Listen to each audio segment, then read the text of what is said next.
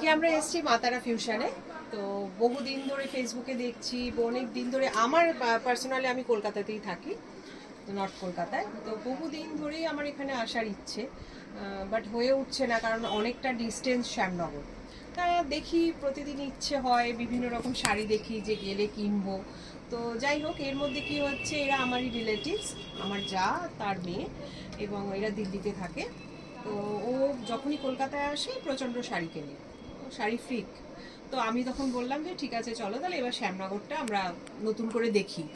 যে ও সেই বুঝে এখানে চলে এলো। তবে এখানে আমাদের প্রচুর শাড়ির স্টক দেখলাম এবং ভালো লাগলো। এবং আমার এত ভালো লেগেছে, মানে আমি এটা ছাড়বো কি ওটা ছাড়বো করতে করতে অলমোস্ট 60,000 এর শাড়ি কেনাকাটা হয়ে গেছে। এটা অনলি তোমার, বাকি সব আমার অনলি 60,000 আর সব মিলিয়ে কিনেছি। টোটাল 75,000, টোটাল 75 আপ আমাদের বিলিং হয়েছে। হ্যাঁ। 60 আমি কিনে নিয়েছি দিল্লিতে।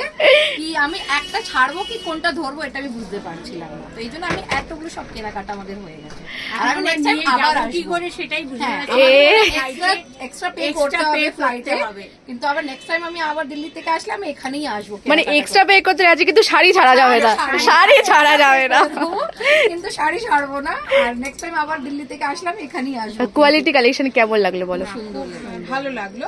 তবে ডেফিনেটলি একটা হচ্ছে যেটা অরিজিনাল আমরা যেগুলো দেখছি, তার পাশে রেপ্লিকা গুলো তো একটু খারাপ লাগছে। অবশ্যই অবশ্যই একটু তো ডিফারেন্স হবেই, অবশ্যই হিউজ ডিফারেন্স। সবার লাস্টে একটা কথা বলতেই হবে যে এখানে তোমরা যারা আছো প্রত্যেকের খুব গুড বিহেভিয়ার, এবং আজকে সবচেয়ে বড় কথা হেল্পফুল। আর আজকে আমরা সকাল মানে 10টার সময় এসে গেছি, আর তোমরা যে এত তাড়াতাড়ি এসছো আমাদেরকে অ্যাটেন্ড করতে, এটাই খুব কেন কি আমি আবার একটা বিয়ে অ্যাটেন্ড করতে। আচ্ছা আচ্ছা, আর দর্শকদের কি বলতে চাও লাস্ট অফ অল বলো?